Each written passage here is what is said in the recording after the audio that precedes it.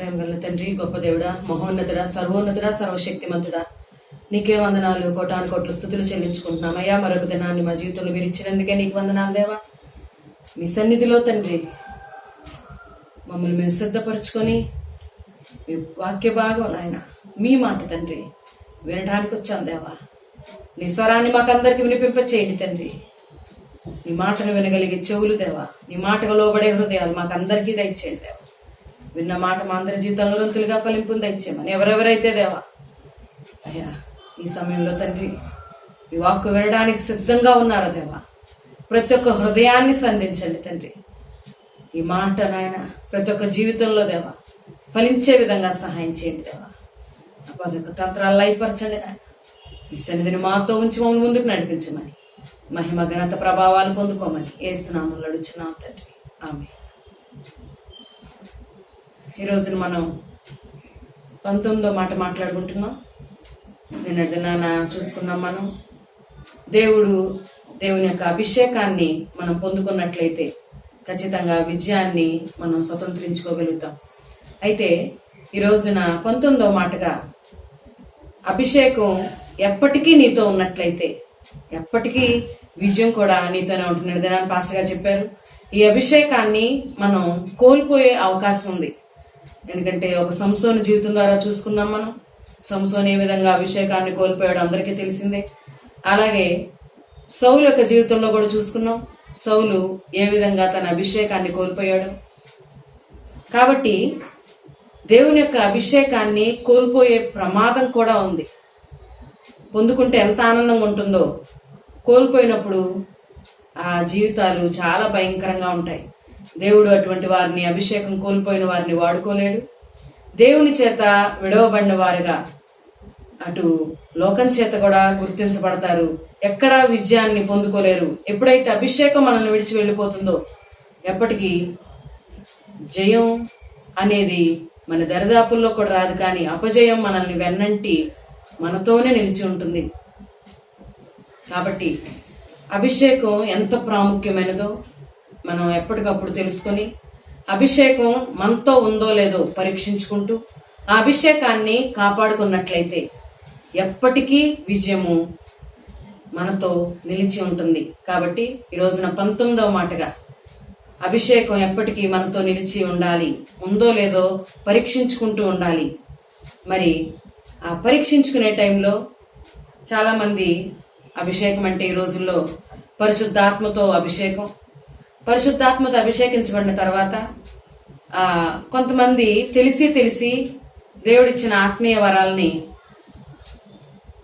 దుర్వినియోగం చేసుకుంటారు. తమ స్వార్థం గురించి వాటిని ఉపయోగించుకుంటారు. ఎప్పుడైతే ఆ ఆత్మీయ వరాలని మన స్వార్థం గురించి ఉపయోగించుకుంటామో దేవుని యొక్క అభిషేకాన్ని, ఆ పరిశుద్ధాత్మ అనుభవాన్ని పోగొట్టుకుంటాం. కొంతమంది తెలిసి దాన్ని నాకు వద్దు అని అనుకుంటారు.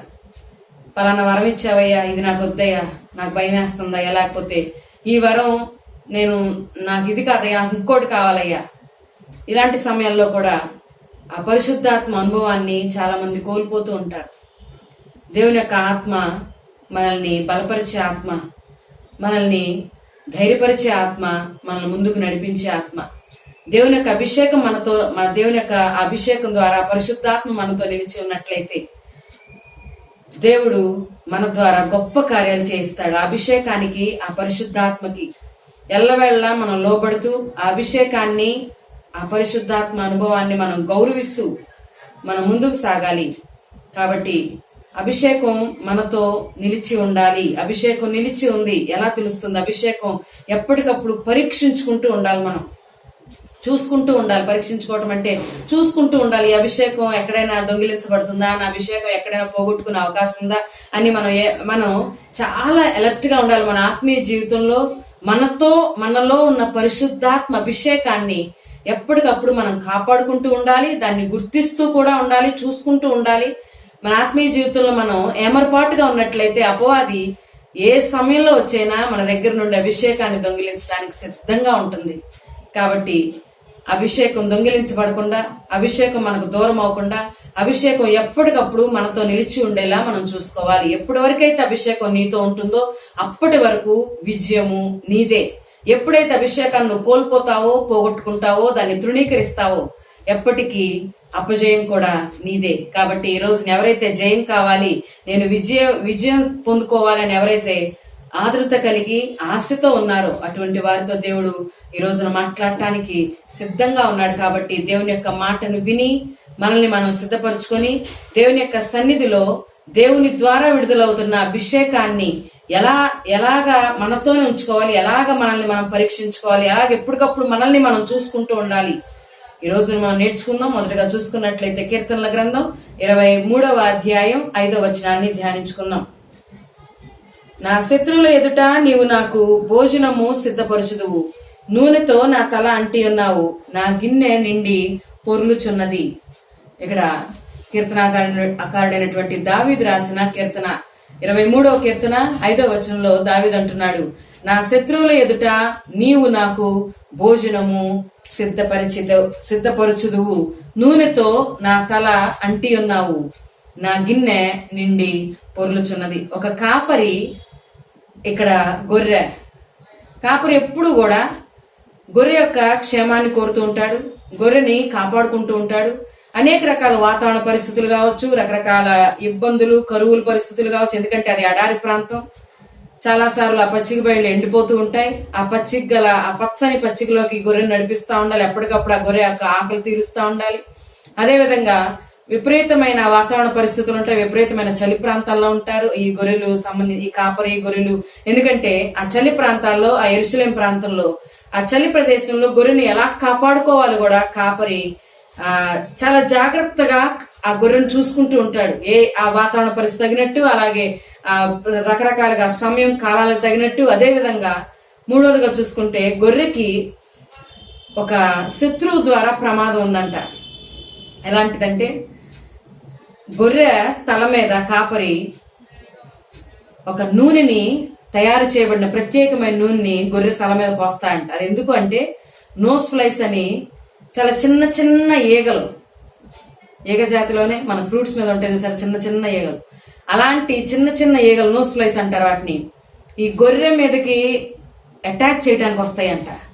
ఇవి గొర్రె ముక్కులో దూరి ఆ ముక్కులో ఒక విధమైన లార్వాను ఉత్పత్తి చేసి అక్కడ ఇన్ఫెక్షన్ ని పెంచి ఆ గొర్రెకి తీవ్ర నష్టాన్ని కలుగు చేస్తాయంట. అది ఎలాంటి ఇన్ఫెక్షన్ గా అది పరిణమిస్తుందంటే కొద్ది రోజులకి ఆ గొర్రె ఆ లోపల ఆ ఇన్ఫెక్షన్ పెరిగిపోయిన స్థితిలో ఆ నొప్పిని, ఆ బాధని తట్టుకోలేక తన తలని అదే చెట్టుకేసి కొట్టుకొని అలాగా చనిపోవటానికి ప్రయత్నం చేస్తుందంట. అంత భయంకరమైన బాధ అంట. అలాంటి భయంకర ఇన్ఫెక్షన్ అది. కొద్దికాలానికి గొర్రె చనిపోతుంది కూడా ఈ నోస్ ఫ్లైస్ వలన. కాబట్టి ఈ నోస్ ఫ్లైస్ నుంచి కాపాడటానికి కాపరి ఆ గొర్రె తల మీద కొన్ని మెడిసినల్ వాల్యూస్ కలిగినటువంటి ఆ ప్రత్యేకమైన నూనెని తల మీద వేస్తాడంట. కాబట్టి ఇక్కడ దావీదు మహారాజు అది జ్ఞాపకం చేసుకుంటున్నాడు. తన గొర్రెని ఏ విధంగా అయితే తన తల మీద నూనె పోస్తాడో, ఆ శత్రువు నుంచి కాపాడుతాడో, అలాగే దేవాది దేవుడు కూడా నన్ను అలాగా ఆయన యొక్క అభిషేకం ఒక శత్రువు నుంచి కాపాడుతుంది.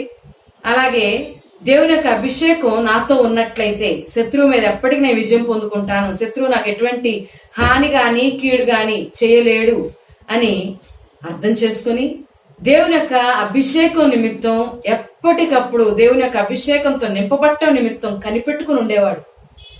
దేవుని పాదాల చెంత గోసాడుతూ ఉండేవాడు. అభిషేకం ఎప్పటికీ తన నుంచి దూరం అవ్వకుండా కాపాడుకుంటూ ఉండేవాడు. అలాగే తప్పులు చేసినప్పుడు ఆ తప్పు దేవుడు ఎత్తి చూపించినప్పుడు, దేవా అయ్యా నన్ను శిక్షించు కానీ నన్ను నీ నుంచి దూరం చేయొద్దయ్యా అని వేడుకునేవాడు. ఎందుకంటే దావీదుకు తెలుసు అభిషేకం యొక్క విలువ, అభిషేకం ఎంత విలువైనదో. కాబట్టి ఈ రోజున మనం మన జీవితాల్లో పరిశీలించుకున్న అభిషేకం చాలా విలువైనది. అది ఎలాంటిది అంటే ఒక మ్యాజిక్ పవర్ లాంటిది. అభిషేకం నీతో ఉంటే, ఒక మ్యాజిక్ దండం నీతో ఎలా ఉంటుందో అలాంటి అనుభవాన్ని నువ్వు పొందుకోగలుగుతావు. అభిషేకం మన జీవితాల్ని మార్చివేస్తుంది. అభిషేకం మనల్ని దేవునితో అనుసంధానం చేస్తుంది. 2 కర్రలు ఉన్నాయి అనుకోండి, ఈ 2 కర్రల్ని కలిపి ఉంచాలి అంటే ఒక తాడు ద్వారా కడతాం కదా, అలాగే దేవుని యొక్క సన్నిధి మనము అనుసంధానం అవ్వాలి అంటే ఈ తాడు లాంటిది అభిషేకం. ఎప్పటికీ మనల్ని దేవునితో కలిపి ఉంచుతుంది. దేవునితో డైరెక్ట్ గా మాట్లాడచ్చు, దేవుని యొక్క సన్నిధిని అనుభవించవచ్చు, దేవుని యొక్క కృప, దేవుని యొక్క తోడు, దేవుని యొక్క ప్రేమ, దేవుని యొక్క సహాయం అన్ని కూడా ఎవరిలో అయితే అభిషేకం ఉంటుందో వారి మీద నిలిచి ఉంటుంది. ఆయన యొక్క దృష్టి వారి మీద ఎప్పటికీ ఎల్లవేళ ఉంటుంది. ఎందుకంటే ఇశ్రాయేల్ని కాపాడువాడు కునుకుడు నిద్రపోడంట. ఆయన బిడ్డల్ని ఎలా కాపాడతాడు ఆయన? కానీ ఎవరి పట్ల, ఎవరి మీదైతే ఆయన అభిషేకం నిలిచి ఉందో వారు దేవుని యొక్క డైరెక్ట్ కాంటాక్ట్ లో ఎప్పటికీ ఉంటారు. కాబట్టి అభిషేకం అంత విలువైనది. ఒకవేళ నువ్వు ఎప్పటికీ అభిషేకం పొందుకోలేదా? అభిషేకం పొందుకోవటానికి నిన్ను సిద్ధపరచుకో. ఒకవేళ అభిషేకం పొందుకున్నట్లయితే దాన్ని ఎప్పటికప్పుడు నిన్ను నువ్వు సరి చేసుకుంటూ అభిషేకానికి పాత్రునిగా నిన్ను ఎప్పటికప్పుడు సిద్ధపరచుకో. ప్రతిరోజు నీ ఆత్మీయ జీవితంలో, ప్రతిరోజు నీ భక్తి జీవితంలో నీ అభిషేకం యొక్క లెవెల్స్ సరి చేసుకుంటూ, అభిషేకం ఎలాంటి అభిషేకం నువ్వు నిలిచి ఉన్నావో చూసుకుంటూ, అభిషేకాన్ని ఇంకా దేవుని ద్వారా పొందుకో. ఎప్పటికీ ఒక దేవుని యొక్క సన్నిధిలో, దేవుని యొక్క అభిషేకంతో నింపబడిన వ్యక్తులను ఉండాలి. మూడవదిగా, అభిషేకం పొందుకున్నట్లయితే, ఎవరైతే పొందుకొని ఉన్నారో వారు అభిషేకాన్ని కాపాడుకోవటానికి ప్రయత్నం చేయాలి. ఈ రోజున మనల్ని మనం పరిశీలించుకుందాం. ఇక్కడ అభిషేకం మనతో ఉందో లేదో ఎప్పటికప్పుడు సరి చేసుకుంటూ ఉండాలి. మనల్ని మనం సిద్ధపరచుకుంటూ ఉండాలి. అభిషేకం మనతో ఉందో లేదో ఎలా తెలుస్తుంది? చాలా మంది అనుకుంటారు, నేను పరిశుద్ధాత్మ నింపబడ్డాను, కొన్ని సంవత్సరాల కింద దేవుడు నన్ను దర్శించాడు కాబట్టి ఎప్పటికీ నేను అభిషేకించబడే ఉన్నాను. అది ఒక్కొక్కసారి మనం మోసపోతూ ఉంటాం. అభిషేకం మనల్ని విడిచిపోయిందన్న సంగతి మనకు అర్థమైతే తిరిగి దేవుని పాదాల చెంత కనిపెట్టి, మొరపెట్టి, కన్నీరు కార్చి, చేసిన తప్పును ఒప్పుకొని ఆ పశ్చాత్తాపంతో మనం తిరిగి ఆయన సన్నిధికి వెళ్ళినట్లయితే ఖచ్చితంగా ఆయన పోగొట్టుకున్న అభిషేకాన్ని తిరిగి ఇవ్వగలడు. ఎలాగైతే సంసోను జీవితంలో మనకు తెలుసు, సంసోను అభిషేకం పోగొట్టుకున్నాడు. అభిషేకం పోయిన తర్వాత సంసోనుకు అర్థమైంది, నా బలం నా జుట్టులో కాదు, నా దేవునిలో ఉంది, నా అభిషేకంలో ఉంది. కాబట్టి తిరిగి నేను ఎప్పుడైతే అభిషేకాన్ని పొందుకోగలంతో అప్పుడు నేను తిరిగి బలవంతుడని గ్రహించగలిగాడు. కాబట్టి ఆ దాగోను గుడిలో చివరిగా ఆఖరిసారిగా తిరిగి దేవుని సన్నిధిలో మొరపెట్టడం మనకు తెలిసిందే. కాబట్టి ఎవరైతే అభిషేకం ఉంది అని అనుకుంటున్నారో ఒకసారి మనల్ని మనం చూసుకుందాం. అభిషేకం ఉంటే మన జీవితం ఎలా ఉంటుంది? ఆ మ్యాజిక్ పవర్ ఎప్పటికీ మనతో నిలిచి ఉండేలా ప్రార్థనలో కనిపెట్టుకుందాం. ప్రార్థన ద్వారా గోజాడుదాం. ఎప్పటికీ ఆ దేవుని యొక్క అభిషేకానికి దూరం అవ్వకుండా మనల్ని మనం జాగ్రత్త పరుచుకొని కాపాడుకుందాం. అయితే అభిషేకం మనతో ఉంది. ఇక్కడ చూసినట్లయితే దావీదు యొక్క జీవితం, నీవు నా తల అంటి ఉన్నావయ్యా, కాబట్టే నీవు నా శత్రువుల ఎదుట నాకు భోజనం సిద్ధపరుస్తున్నావు. శత్రువు నాకెంతో హాని చేయటానికి ప్రయత్నం చేసినా, శత్రువు నాకెంతో కీడు చేయటానికి ప్రయత్నం చేసినా, శత్రువు నన్నేమీ చేయలేకపోయాడు. సౌలు ఎన్నిసార్లు దావీదుని చంపడానికి ప్రయత్నం చేశాడు, కానీ దావీదుకి ఏ కీడు జరగనివ్వలేదు దేవుడు. కాబట్టి శత్రువు ఎదుట నీవు నాకు భోజనము సిద్ధపరచదు. మామూలు ఇంట్లో భోజనం చేయటం వేరు, కానీ శత్రువుల మధ్యలో భోజనం చేయటం అది ఎలాంటి అనుభవం చూడండి. ఒక సైనికుడు, యుద్ధంలో ఉన్న సైనికుడు, ఆ చుట్టూరు శత్రువు ఎప్పుడు వస్తాడో తెలియదు, ఎప్పుడు దాడి చేస్తాడో తెలియదు. కానీ ఆ శత్రువు ఉండగానే, ఆ శత్రువు చూస్తుండగానే, ఆ శత్రువు ఎదుట ఈ వ్యక్తి, ఈ సైనికుడు భోజనం చేస్తా ఉన్నాడు. ఆ యుద్ధ వాతావరణం ఎలా ఉంటది? ఎప్పుడు ప్రాణం పోద్దో అర్థం కాని స్థితి. కానీ ఈ సైనికుడు మటుకు, ఎవరైతే సర్వసైన్యులు అధిపతి యెహోవా సైన్యంలో చేరతాడో ఆ సైనికుడు మటుకు శత్రువు ఎదుట భోజనము చక్కగా ఆనందంగా తృప్తితో ఆస్వాదిస్తూ తింటాడంట. దేవుడు మన పరిస్థితులను మార్చగలిగిన దేవుడు. ఇక్కడ చూసినట్లయితే ఆ అభిషేకం ఎలా ఉంటుందంటే, నా గిన్నె నిండి పొర్లుచు ఉంది అంటున్నాడు. అంటే ఒక నిండిన పాత్రలాగా, ఒక జీవపు ఓట వలె.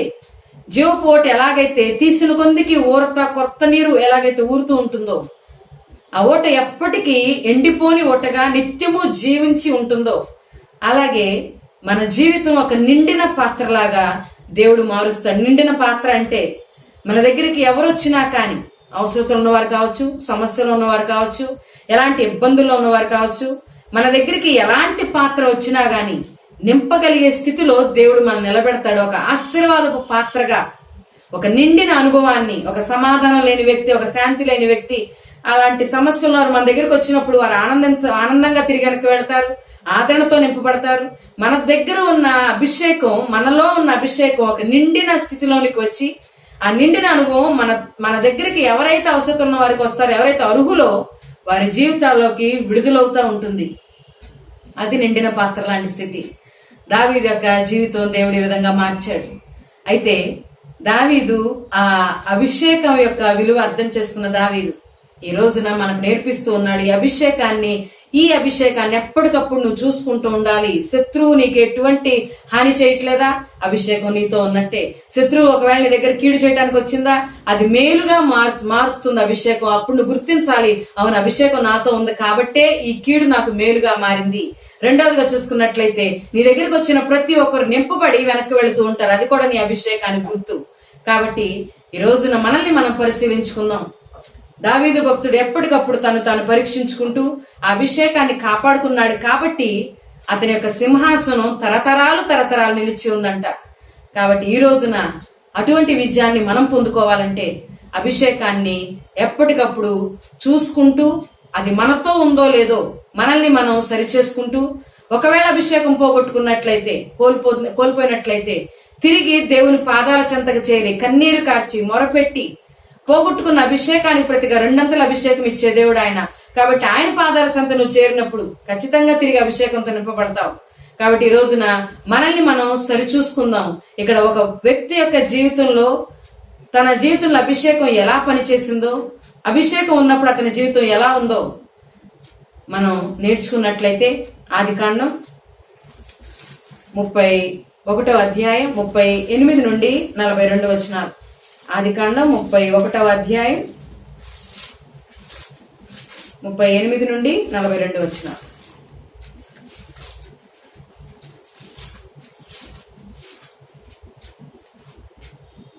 ఈ 20 ఏండ్లు నేను నీ యొద్ద ఉంటిని, నీ గొర్రెలైనను మేకలైనను ఈడ్చుకొని పోలేదు, నీ మంద పొట్టేళ్లను నేను తినలేదు. దుష్ట మృగముల చేత చేల్చబడిన దాన్ని నీ యొద్దకు తేక ఆ నష్టము నేనే పెట్టుకొంటిని. పగటి యందు దొంగిలింపబడిన దాన్నేమి, రాత్రి యందు దొంగిలింపబడిన దాన్నేమి నా యొద్ద పుచ్చుకొంటివి. నేను ఇలాగుంటిని, పగటి ఎండకును రాత్రి మంచుకును నేను క్షీణించిపోతిని.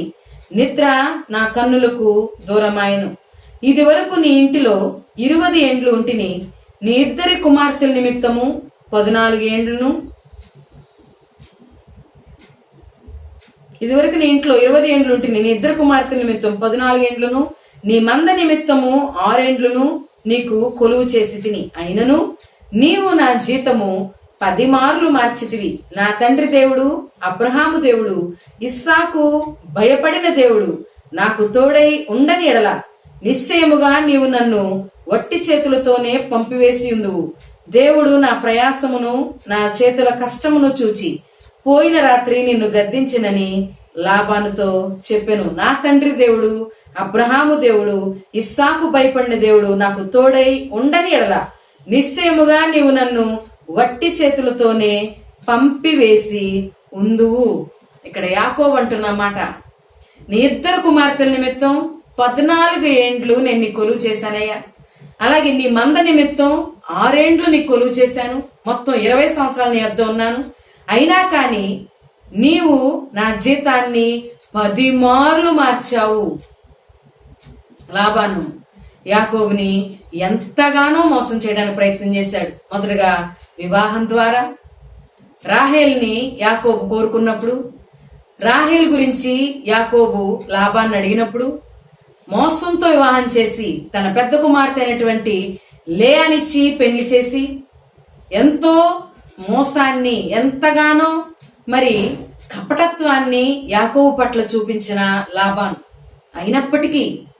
అయినప్పటికీ దేవుడు యాకోబుని ఎక్కడా మోసం అంటే నష్టం లేకుండా కాపాడుతూ వచ్చాడంట.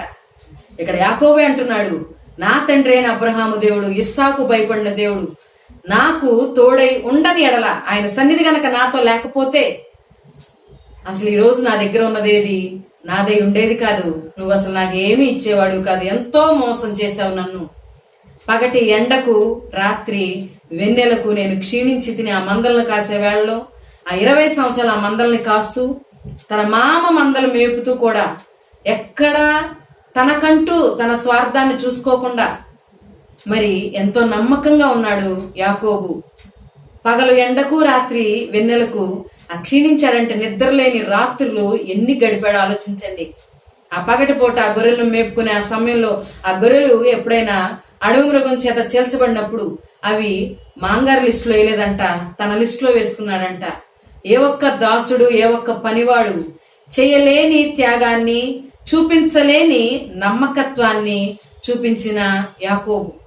తన మామందలే కానీ ఆ జీతం మారుస్తూ ఉన్నప్పుడు 10 మార్లు మార్చినప్పటికీ ఒక్క మాట కూడా తిరిగి అనకుండా, ప్రశ్నించకుండా యాకోబుని ఆ లాభాన్ని ద్వేషించకుండా అక్కడే 20 సంవత్సరాలు గడపగలిగాడంటే ఆలోచించండి. నిన్ను మోసం చేసే వ్యక్తి దగ్గర నువ్వు జీవితకాలం ఉండగలవా? 1 సంవత్సరం ఉండగలవా? కనీసం జీవితకాలం చాలా దూరం. 1 సంవత్సరం అంతెందుకు, ఒక్క మాట అంటే భరించలేం మనం. కానీ యాకోబు 20 సంవత్సరాలు తనని మోసం చేస్తున్నాడని తెలిసి కూడా లాబాను వద్ద నివసించగలిగాడు అంటే అది దేవుని యొక్క అభిషేకం యొక్క మ్యాజిక్ పవర్. అది దేవుని యొక్క అభిషేకం యాకోబుతో నిలిచి ఉంది కాబట్టి యాకోబు ఆ కఠినమైన పరిస్థితుల్లో, ఆ ప్రతికూల పరిస్థితుల్లో నిలబడి జయం పొందుకోగలిగాడు. ఈ రోజున నీ అభిషేకం నిన్ను నిలబెడతది. నువ్వు ఎలాంటి ప్రతికూల పరిస్థితుల్లో ఉన్నా కానీ నీ అభిషేకం నిన్ను నిలబెడతది నీ శత్రువుల ఎదుట. నీ అభిషేకం నిన్ను నిలబెడతది ఏ విధంగా అంటే నీ శత్రువుల ఎదుట నువ్వు భోజనం చేసే స్థితిలోకి, సమృద్ధికరమైన స్థితిలోకి, నీ శత్రువు చూసి అసూయపడే స్థితిలోకి అభిషేకం నిన్ను తీసుకెళ్తది. శత్రువు నీకు హాని చేద్దామని ఒకవేళ వచ్చినా కానీ హాని చేయకుండా ఆ శత్రువుని బంధించి వేస్తది. ఇక్కడ లాబాను యాకోబు వెనకాలే 3 దినాలంత ప్రయాణం చేసి వచ్చాడంట. వెంటనే ఆ రాత్రి ఆ లాబానుతో దేవుడు అంటున్నాడు, నువ్వు యాకోబుతో మంచి గాని చెడు గాని పలకకు సుమి, జాగ్రత్తే. నా యాకోబు దగ్గరికి వెళ్తున్నావు నువ్వు, నా కుమారుడైనటువంటి యాకోబు, నాకు ప్రతినిధి అయినటువంటి యాకోబు దగ్గరికి వెళ్తున్నావు నువ్వు. కాబట్టి చాలా జాగ్రత్త. నువ్వు మాట్లాడే మాట చాలా జాగ్రత్తగా మాట్లాడు. నువ్వు చూసే చూపు చాలా జాగ్రత్తగా చూడు. ఈ రోజున అభిషేకం నీతో ఉంటే దేవుడు నీ శత్రువుని ఆ విధంగా కంట్రోల్ చేయగలడు. ఈ రోజున అపవాది నీ జీవితంలోకి వచ్చి నీకు హాని చేయడానికి ప్రయత్నం చేస్తూ ఉన్నప్పుడు అపవాదికి ఆయన వార్నింగ్ ఇచ్చి పంపిస్తాడు. ఎలాగైతే యోబు దగ్గరికి పంపించాడు, జాగ్రత్తే, యోబు ప్రాణాన్ని ముట్టుకోవద్దే. ఈ రోజున అపవాది నిన్ను ఏమీ చేయలేదు అభిషేకం నీతో ఉన్నట్లయితే. కాబట్టి ఇక్కడ యాకోబు అనేది ఒక సేవకునికి, ఒక విశ్వాసకి సాదృశ్యమైతే ఈ లాబాన్ అనేది లోకానికి సాదృశ్యం. లోకం కీడు చేద్దామనుకున్నా గాని నీకు కీడు చేయలేదు. ఆ కీడు ద్వారా దేవుని యొక్క అభిషేకం నీకు మేలుగా మార్చివేస్తుంది. కాబట్టి ఇక్కడ యాకోబు జీవితంలో లాబాను ఎంతగానో యాకోబుని ఇబ్బంది పెట్టడానికి ప్రయత్నించినా కానీ ఇక్కడ యాకోబు ఎక్కడా ఇబ్బంది పడలేదు. కానీ శారీరకంగా ఎంతో ఇబ్బంది పడ్డాడు, కానీ దీవెనల పరంగా ఏ లోటు రానివ్వలేదు దేవుడు. భార్యలు, ఆ భార్యకి ఇవ్వబడిన దాసీలు, సంతానం, మందలు ఎంతగానో ఎంతగానో అభివృద్ధి పొందుకున్నాడు. ఇప్పుడు లాబాను కుమారులు సైతం యాకోబును చూసి అసూయపడే స్థితిలోకి దేవుడు యాకోబును తీసుకుని వెళ్ళాడు. దేవుడు మన శత్రువు మనం చూసి అసూయపడే స్థితిలో దేవుడు మనం నిలబెడతాడు. నీవు దేవుని యొక్క అభిషేకం నిలిచి ఉన్నట్లయితే, దేవుని యొక్క అభిషేకం నీతో ఉన్నట్లయితే ఎలాంటి ప్రతికూల పరిస్థితులను నిన్ను ఏమీ చేయలేవు, నిన్ను కదల్చలేవు, నిన్ను ఓటమి పాలు చేయలేవు. నిన్ను స్థిరంగా నిలబెడుతుంది దేవుని యొక్క అభిషేకం. కాబట్టి యాకోబును నిలబెట్టింది దేవుని యొక్క అభిషేకం. కాబట్టి నిన్ను కూడా నిలబెడుతుంది అభిషేకం. ఎక్కడ నువ్వు భయపడవు, ఎక్కడ నువ్వు నిరాశ చెందవు, ఎక్కడ నువ్వు, ఎందుకంటే ఈ పగలు ఎండ దెబ్బకి, రాత్రి వెన్నెల దెబ్బకి యాకోబు క్షీణిస్తూ ఉన్నప్పుడు, యాకోబు ఎవరి గురించి బ్రతకాలో, ఏం చేయాలి, ఎన్ని సంవత్సరాలు ఇక్కడ మన దగ్గర ఉండాలో అర్థం కాని పరిస్థితుల్లో ఉన్నప్పుడు యాకోబుని అనుక్షణము బలపరిచింది, ధైర్యపరిచింది దేవుని యొక్క అభిషేకమే. ఏం పర్లేదు. ఒకనొక సమయంలో దేవుడు చెప్పాడు, ఇంకా నువ్వు వెళ్ళిపో, ఇంకా చాలా ఇక్కడ ఉన్నది. ఎందుకంటే ఈ అభిషేకం నిన్ను నడిపించడం మొదలు పెడుతుంది. ఎప్పుడైతే అభిషేకం నీతో ఉంటుందో నువ్వు ఎక్కడ కూర్చోవాలో, ఎక్కడ నుంచోవాలో, ఎవరితో మాట్లాడాలో, ఎప్పుడు ఏ పని ఎలా చేయాలో అన్ని నీకు నేర్పిస్తా ఉంటాడు అభిషేకం. దేవుని యొక్క అభిషేకం మనతో ఎప్పటికీ నిలిచి ఉండటానికి ఎవరికి వారే ఎవరికి వారే తమను తాము సిద్ధపరచుకోండి. ఈ అభిషేకం మనతో ఉన్నట్లయితే విజయము ఎప్పటికీ మందే. అది ఎలాంటి ప్రతికూల పరిస్థితి నీ జీవితంలో ఎదురైనా కానీ, అది లేమవచ్చు, అనారోగ్యం అవ్వచ్చు, ఇబ్బంది అవ్వచ్చు, మరణం లాంటి పరిస్థితులు నీ జీవితంలోకి రావచ్చు. అభిషేకం నీతో ఉన్నట్లయితే ఏది నిన్ను తాకను కూడా తాకలేదు, నిన్ను ఏమీ చేయలేదు. కాబట్టి ఈ అభిషేకాన్ని ఎప్పటికప్పుడు అభిషేకం మనతో ఉందో లేదో సరిచూసుకుంటూ ఉందాం. లోకం నీ కీడు చేయటానికి వచ్చిందా? ఆ కీడు చేయటానికి వచ్చిన లోకమే, ఆ కీడే నీకు మేలుగా మారిపోతుంది. ఇది అభిషేకించబడ్డావనటానికి రుజువు. రెండవదిగా చూసుకున్నట్లయితే ఈ అభిషేకం మనతో ఉందో లేదో ఎలా తెలుస్తుంది? రెండవ మాట ఆదికాండం 33వ అధ్యాయం 1 నుండి 4 వచనాలు ధ్యానించుకుందాం. యాకోబు కన్నులెత్తి చూచినప్పుడు ఏశావును అతనితో 400 మంది మనుష్యులను వచ్చుచుండిరి. అప్పుడు అతడు తన పిల్లలను లేయా రాహేలుకును 2 దాసీలకును పంచి అప్పగించెను. అతడు ముందర దాసీలను వారి పిల్లలను, వారి వెనుక లేయాను ఆమె పిల్లలను, ఆ వెనుక రాహేలును యోసేపును ఉంచి తాను వారి ముందర వెళుచు తన సహోదరుని సమీపించు వరకు 7 మార్లు నేలను సాగిలపడెను. అప్పుడు ఏశావు అతన్ని ఎదుర్కొన పరిగెత్తి అతన్ని కౌగిలించుకొని అతని మెడ మీద పడి ముద్దు పెట్టుకొనెను. వారిద్దరూ కన్నీరు విడిచిరి. ఇక్కడ యాకోబు ఒక నిండిన పాత్రలాగా ఉన్నాడు. ఇక్కడ మనం చూసుకున్నట్లయితే యాకోబు ఏశావుని ఎదుర్కోవాలి. ఎప్పుడైతే మామ దగ్గర నుంచి బయలుదేరిపోయాడో, మామతో సంభాషణ అంతా అయిపోయిన తర్వాత 32వ అధ్యాయంలోకి వచ్చేసరికి యాకోబు చాలా భయపడతాడు అన్నను ఎదుర్కోవటానికి. ఇప్పుడు తాను పుట్టి పెరిగిన దేశం వెళ్ళాలి, తండ్రి ఇంటికి వెళ్ళాలి, అక్కడ నన్ను ద్వేషించిన, నా మీద పగబట్టిన అన్నయ్యన ఏశావు ఉన్నాడు. కాబట్టి ఏశావు నుంచి నన్ను కాపాడుకోవాలి.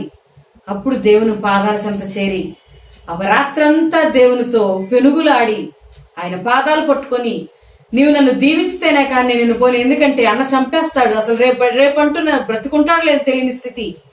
అటువంటి పరిస్థితుల్లో యాకోబు దేవుణ్ణి ఆశ్రయించి ఆ రాత్రి వేళ దేవుని యొక్క పాదాలు పట్టుకొని, దేవుని యొక్క సన్నిధిని పట్టుకొని, అక్కడ యాకోబు తన పేరు దేవుడు మార్చినట్టుగా మనం చూస్తున్నాం. పెనుయేలు అనే అస్త్రానికి పేరు పెట్టినట్లుగా మనం చూస్తూ ఉన్నాం. అయితే ఆ తర్వాత తన అన్నను ఎదుర్కోవటానికి యాకోబు బయలుదేరి వెళుతున్నాడు. చూడండి, తనకిష్టమైనటువంటి యోసేపుని రాహేల్ని వెనకాల ఉంచి మొదటగా తన దాసీల్ని వారి పిల్లల్ని, తర్వాత లేయాని వారి పిల్లల్ని, లాస్ట్ కి రాహేల్ని యోసేపుని ఉంచాడంట.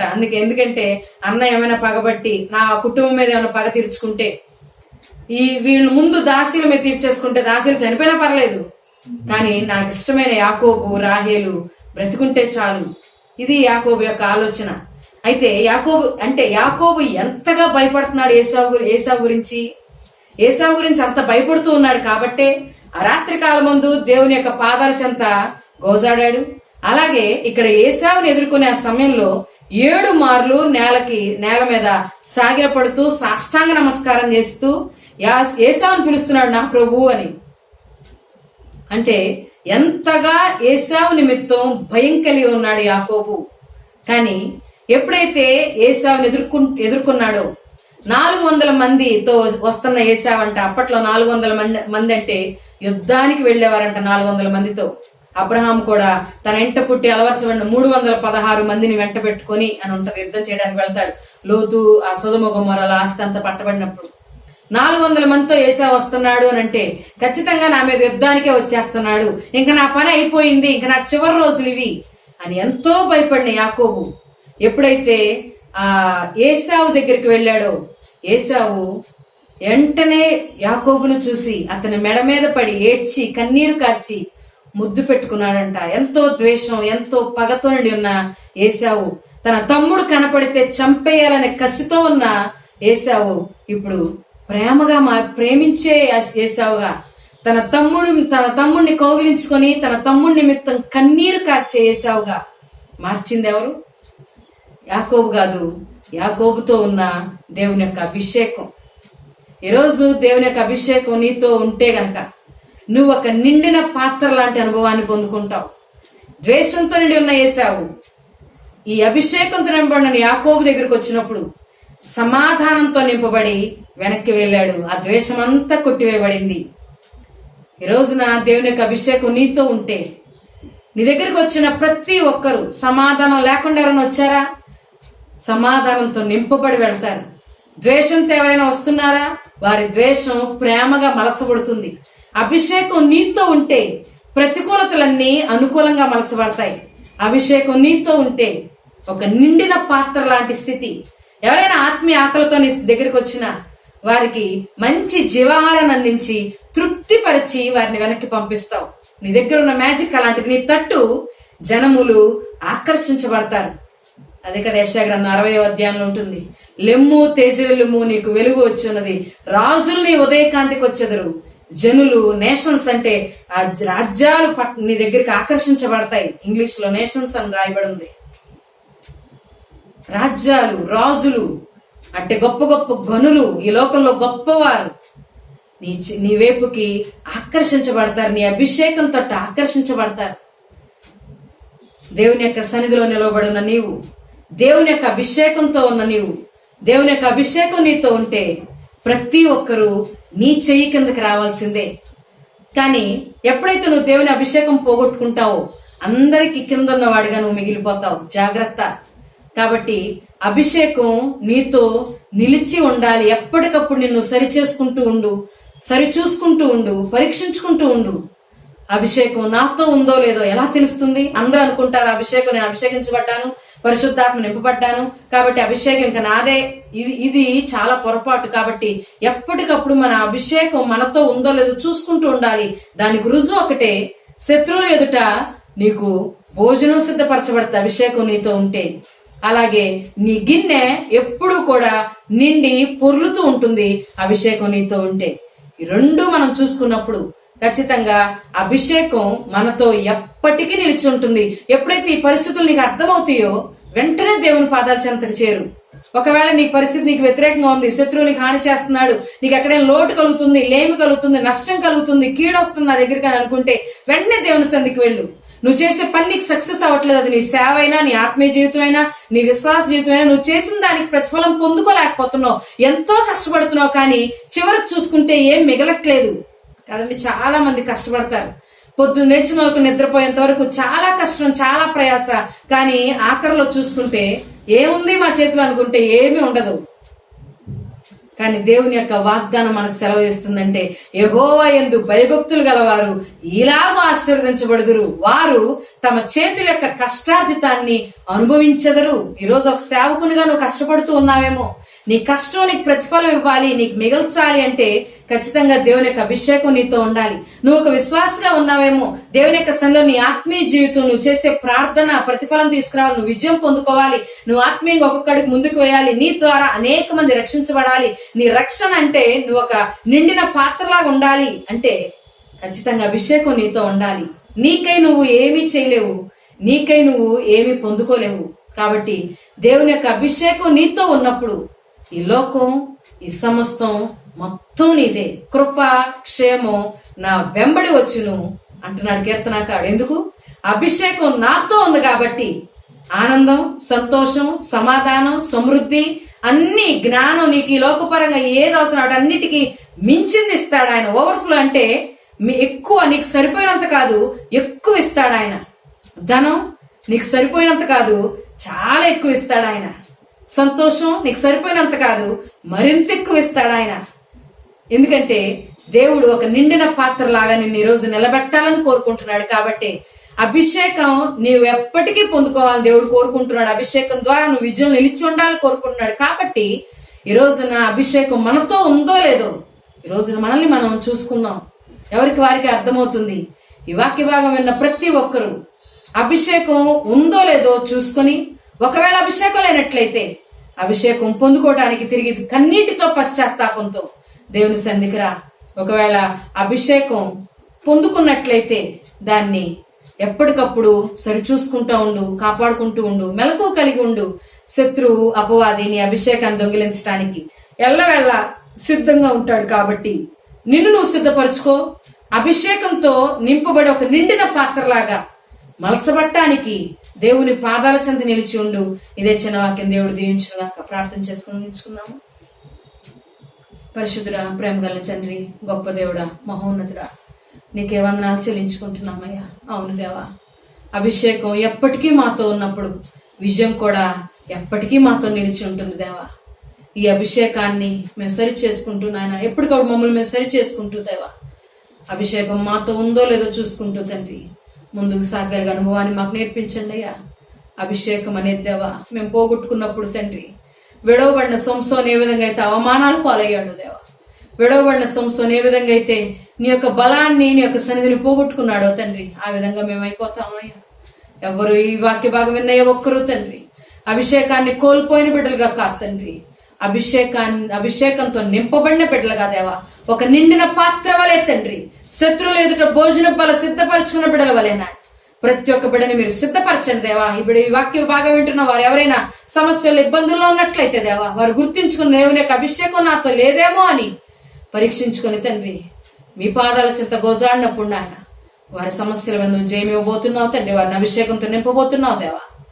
ప్రతి ఒక్క సమస్య మీద మాకు విజయం ఇచ్చేది అభిషేకమే తండ్రి. ప్రతి ఒక్క ప్రతికూలతల్లో మమ్మల్ని నిలబెట్టేది అభిషేకమే నాయన. ఇబ్బందుల వేళ, సమస్యల వేళ మమ్మల్ని కాపాడేది అభిషేకమే తండ్రి. శత్రువు మా కీడు చేయడానికి వచ్చినా కానీ, లోకం మమ్మల్ని నిందించినా ద్వేషించినా కానీ దాన్ని సైతం మేలుగా ప్రేమగా మార్చగలిగేది అభిషేకం మాత్రమే దేవా. మా దగ్గరికి ఎటువంటి వారు వచ్చినా కానీ వారిని సైతం ఆశీర్వదించగలిగేది అభిషేకం తండ్రి. ఆశీర్వాదం నింపబడిన పాత్ర వల్లే మేమున్నప్పుడు ఆయన మా ద్వారా అనేక మంది ఆశీర్వదించబడతారయ్యా. మా ద్వారా అనేక మంది దీవించడానికి నువ్వు సిద్ధంగా ఉన్నావు తండ్రి. నీ యొక్క అభిషేకంతో ఎల్లవేళ మేమందరము తండ్రి ఈ వాక్యం బాగా విన్న ప్రతి ఒక్కరు దేవా ఎప్పటెప్పటికీ అభిషేకంతో నింపబడి ఉండునుగాక. ఆమేన్ దేవా.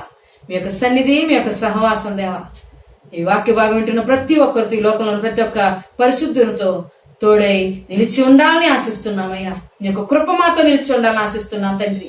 ఎందుకంటే ఈ లోకపరమైన ధనంతో, ఈ లోకపరమైన వస్తువులతో, ఈ లోకపరమైన ఆకర్షణతో, ప్రలోభాలతో మేము పొందుకోలేనిది నాయన. మా ప్రయాసతో, మా కష్టంతో, మా యొక్క శక్తితో మేము పొందుకోలేనిది తండ్రి. మీ అభిషేకంతో మేము పొందుకోగలం దేవా. కృప, క్షేమం మా వెంట వస్తే తండ్రి. ఎవరితో అయితే అభిషేకం ఉంటుందో వారి వెంట సమస్తం వస్తే దేవా. కానీ ఒక రోజు ఏ లోకం తృణీకరించిందో ఆ లోకమే మా వెంట రానేఉంది దేవా తండ్రి. అటువంటి స్థితిలో ఈ వాక్య భాగమైన ప్రతి ఒక్కరు నిలబడాలని ఆశిస్తున్నామయ్యా. మీ యొక్క సన్నిధి, మీ యొక్క సహవాసం మాతో ఉంచమని, మహిమ ఘనత ప్రభావాలు పొందుకోమని యేసు నామములో అడుగుచున్నాం తండ్రి. ఆమేన్.